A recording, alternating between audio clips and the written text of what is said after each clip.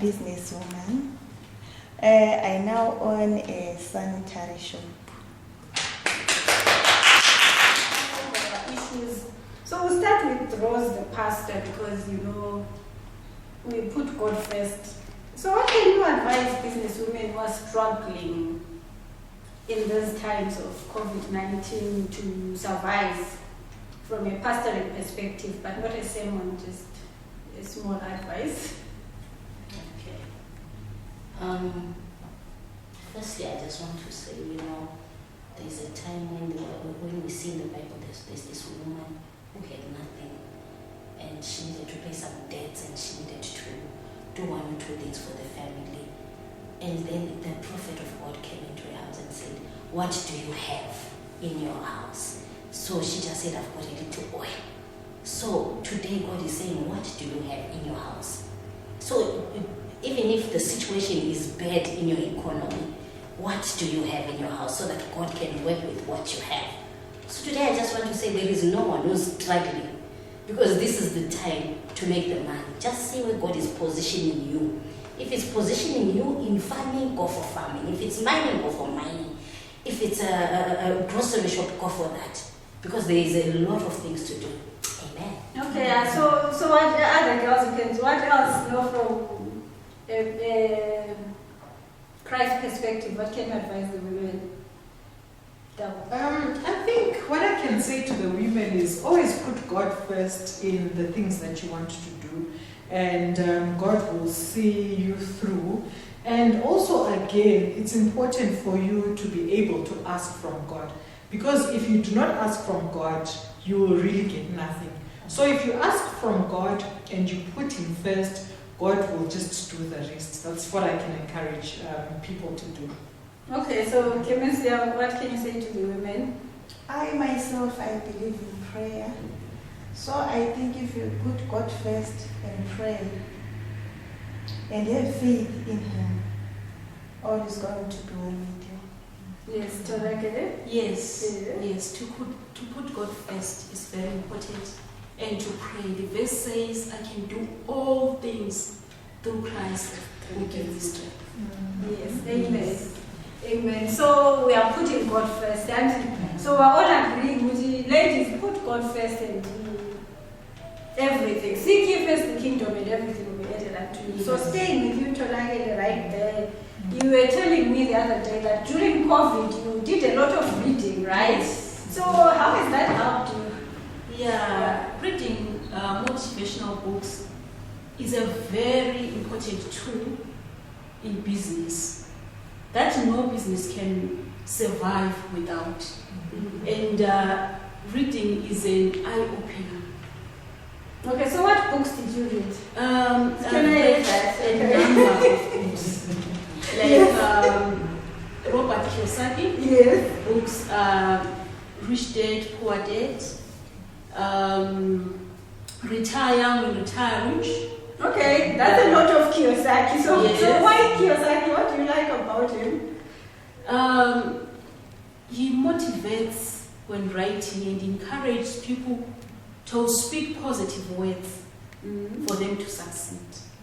Okay, have you read any Kiyosaki? He wrote, the pastor don't read much. Have you read Kiyosaki? Okay, I don't know if you want to ask that one. So okay, let's just go back to you, because we're talking now about the mindset.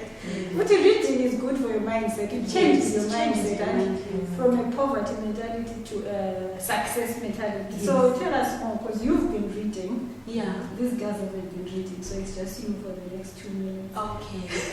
Yeah, business, reading motivational books is an eye-opener. It gives you new ideas on how best you can do your business. It promotes growth to your business. How? Because now you have many ways of doing business. Even if you face challenges, you know how to get rid of those challenges. Okay. And now you get connected to other business people. You can look for advices from them. You can even share ideas with them. By so doing, you grow. Okay, so besides Kiyosaki, what else, what other books did you read? Robert Sharma. Robert Sharma, which one? The 5 a.m. Club? Yes, the 5 Okay, tell us Club. about the 5 a.m. Club. I know you belong to the 3 a.m. Club because there was a time when you used to wake up at 3 a.m. Yes. So how do I know that? Because she's married to my brother. So she wakes up at 3 a.m., very hardworking woman. She's an asset to our family. Isn't she, Kiransi? She is. Okay. So tell us about the 5 a.m. Yes, Club. the What 5 are a.m. the Club says main that highlights there? if you have a dream, Mhm. never give up. One day to come true. Mhm. Yes. Okay, so what can you tell these girls that are here? Why should they read? Because they don't read much. So what can you, especially that one, tell them what okay, you tell them later on. So that's enough about reading. It's all about the mindset, and so that your mindset changes. Yes. Mhm. So Dabo here is in insurance, right? So what can you say to women startups? How important is insurance? Okay. First and foremost, what I would like to say is that insurance is a way of protecting your assets, and you are sort of like passing on the risk to someone else who's able to carry it for you. So with your business, you've got a risk of theft, maybe theft by employees, theft by burglary. You've got a risk of fire. Say maybe you've stocked, like for you, Wuhle, you've started a sanitary shop and you've stocked your stock. And then, God forbid, there's a fire which wipes out all your stock. Where then do you turn to if you do not have insurance? It means that you now have to now look for money to restock and jump into business again, which might be difficult.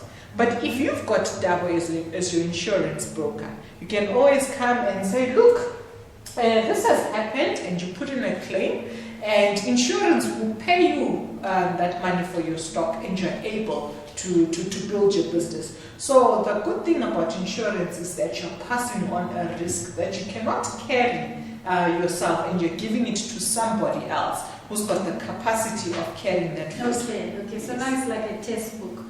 So, okay, we had to do that, viewers, because this is her office and we're not paying, so we...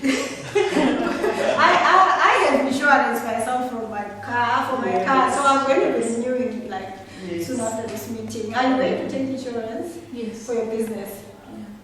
Like your shop?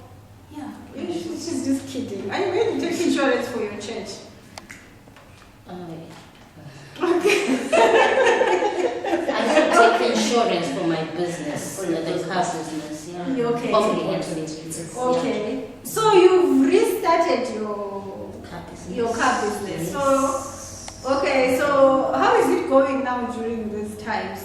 Wow, I'm so excited. You know, we were once in a car business, but we were in partnership.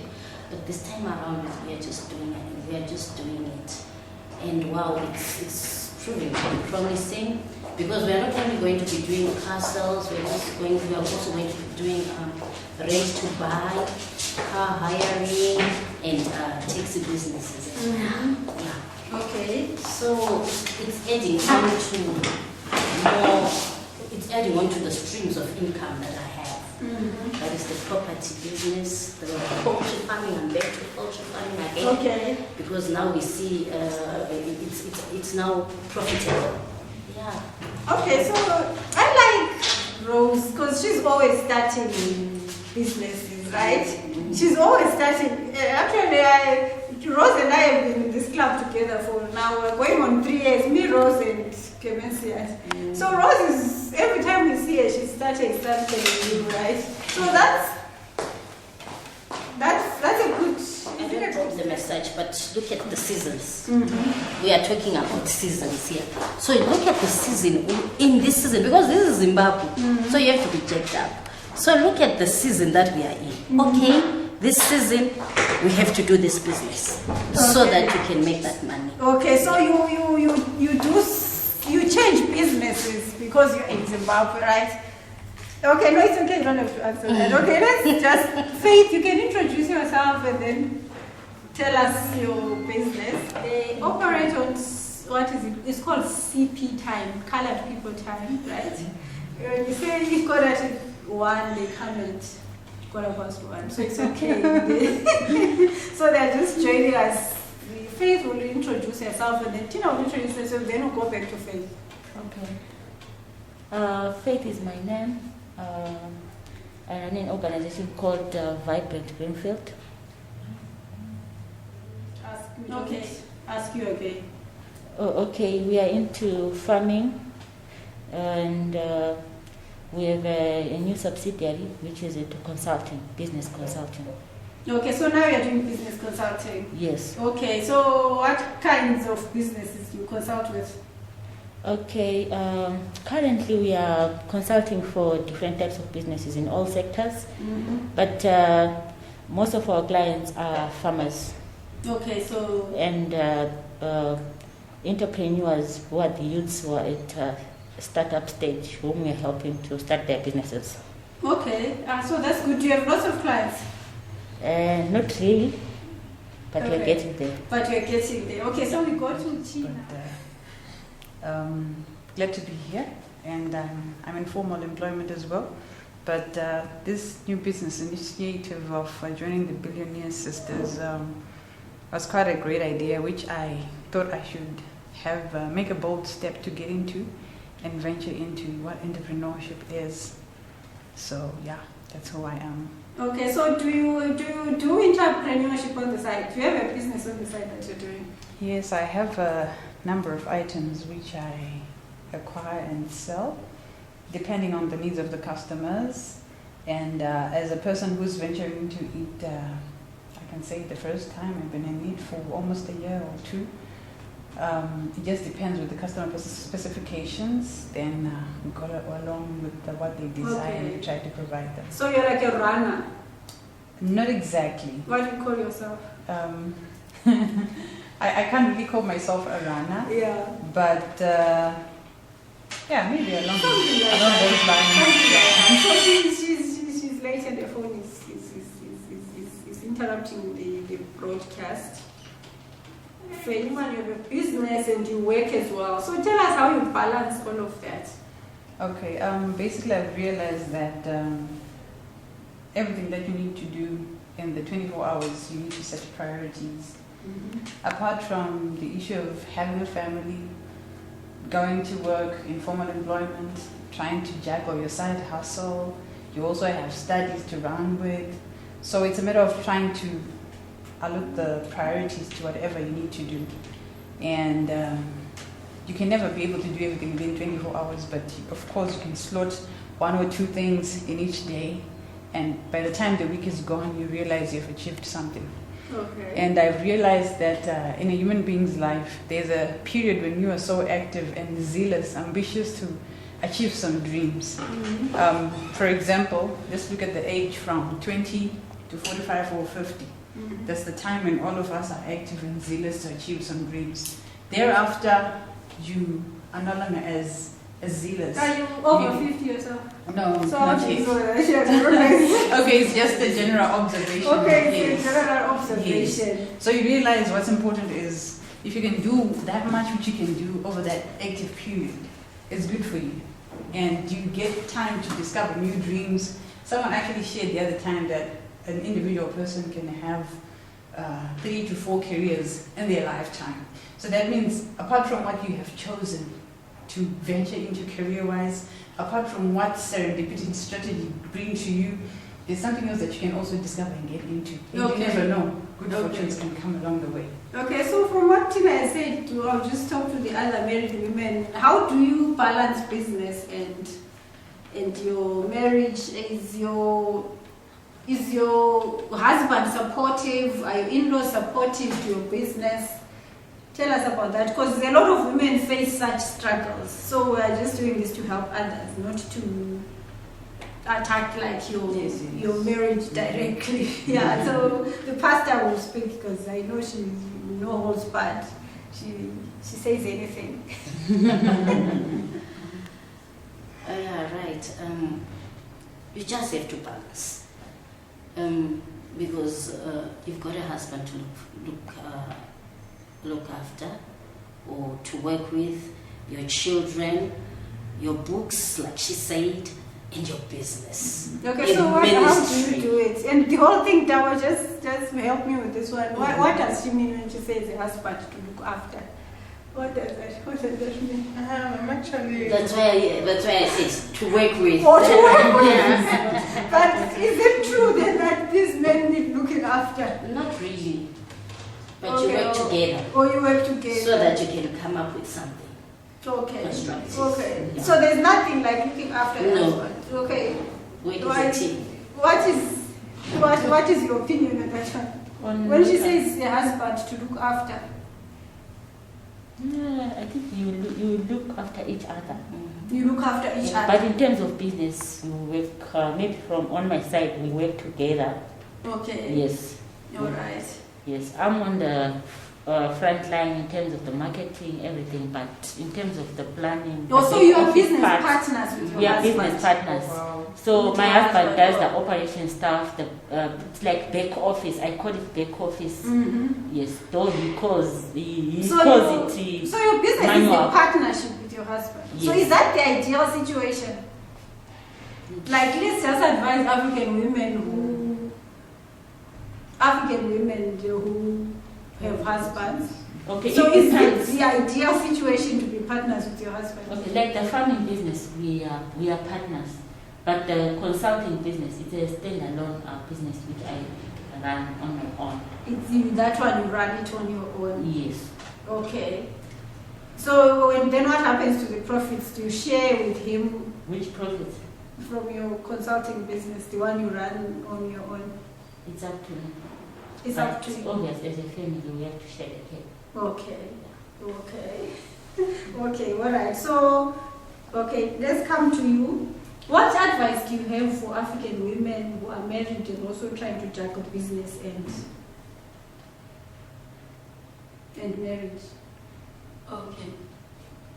What is important is to work together with your husband. Tell him everything. You discuss everything with him so that he's happy when you are doing your business, when you are going out there. He will support you. He will support you even with other duties in the business. Then it becomes very easy. Okay. So that's partner. So these girls, they are just telling us all nice things, nice things, because Africa has got perfect men, right? Africa is perfect. Okay. Okay, Faith. My advice is if you are doing business with your husband, you should have a shared vision. For instance, me and my husband, we always talk about this dream which we have. One of our dreams is that one day we should have a big farm. Mm-hmm. So if you have a shared vision, it's easier for you to do the business together, to tackle the day-to-day challenges in the business together. Okay. So the shared vision is very important. It's very important. Okay. Yes. So all right. So let's just. It should not be a one-sided thing. So we share the vision of this so business. shared vision is a woman, right? Mm-hmm. You've built your business. You've got like this Keki empire, this massive cross-border trading business, and you are like a top executive in the industry. Then you get married. Mm-hmm. Do you leave your farm behind with your 300 cows? Or you take it to the new place? Okay. First and foremost, I'll probably ensure that I get married to a person with the same vision as I have, so that we understand each other, and there is also that unity as well. So he should also understand the type of business that I'm into, and I'll also have to divulge all the material facts around what I do, so that it becomes easier for him to be able to get in and be a part of it. Because, okay. Yeah. So you are to Maduve. Yes. You say you're going to marry, going to chat on Jones. Well, Jones wouldn't want your cows. But do you take your like, because you are a farmer yourself. You've got Yes. physical cows. Yes. So are you going to take them to the Dube family, to the Ndlovu family? It also depends if there's a place. Are you 'cause- going? Let's just say yes or no. No, it's No. not. It's not. Okay. It's not a yes or no Yeah. situation.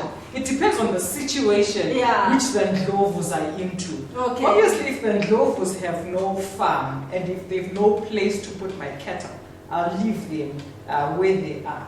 But if But they have a if place, there's a room- you take your Yes, stuff. because I've joined that family. Okay, I'm and I part think of we that just, family. yeah, all right. So let me just talk to this divorced one. That's right. Is that advisable?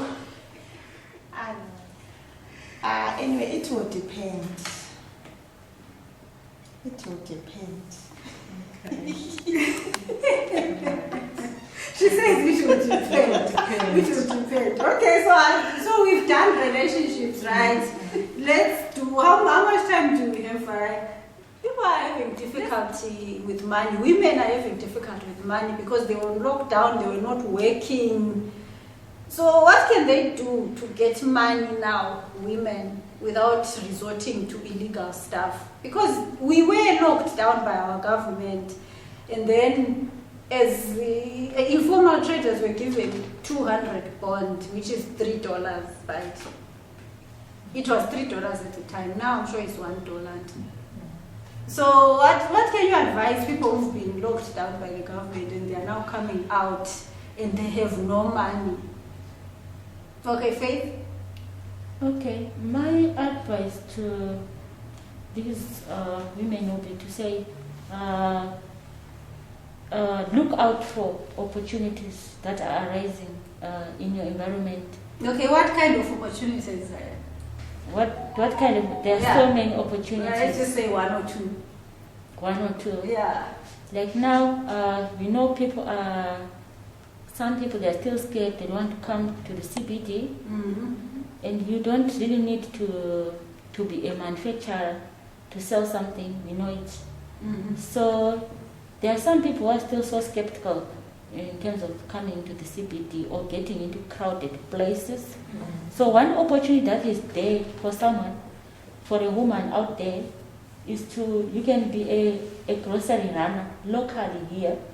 Okay, so You can just, grocery running. yes, you can make arrangements with, you can approach, I will just give an example, you can go and approach Greens management Mhm. or Pick and Pay management or OK management to say, guys, I have this proposal with you. I intend to buy groceries on behalf of people.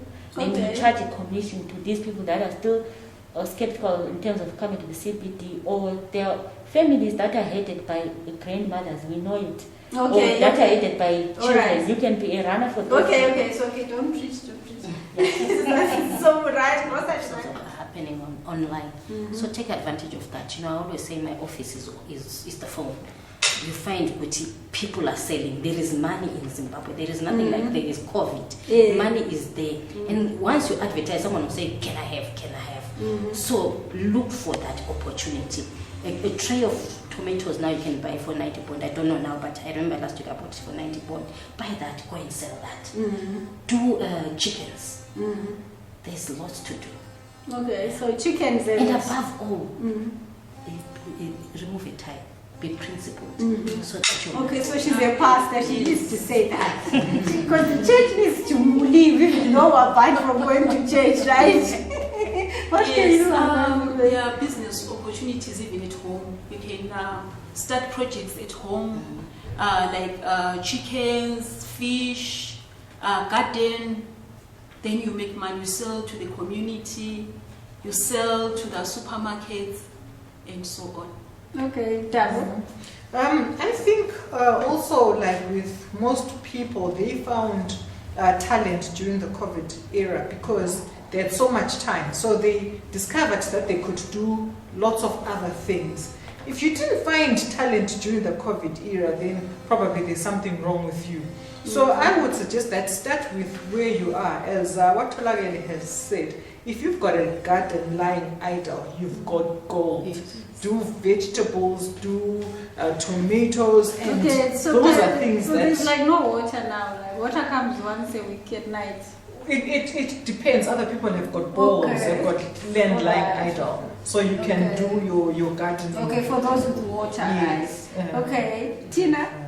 For instance, with those who are already into like the grocery business or those who sell vegetables or whatever market gardening, some may actually volunteer to partner with them, sourcing markets for them. Someone may have stuff they produce or stuff they sell, but maybe they have challenges in sourcing clientele. So one can actually partner with such a producer and indicate the areas where there is need for such products, and they can find ways to take those products there at a fee or a commission, and that can be an income for them. And that income can actually be a start to their pocket for whatever project they need to pursue as well. Okay, Yes.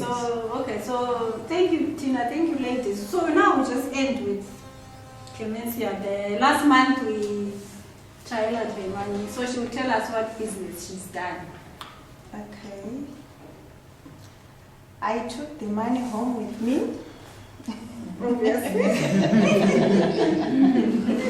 And I used it to import 500 packs of sanitary pads for women.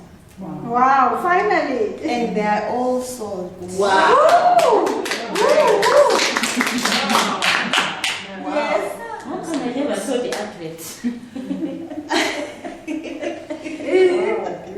That's beautiful. Awesome. So you sold All of them. you sold all of them. Yes. Okay, so you had $500 US. How much do you have now? I've got 750. So you made 250 profit. Wow.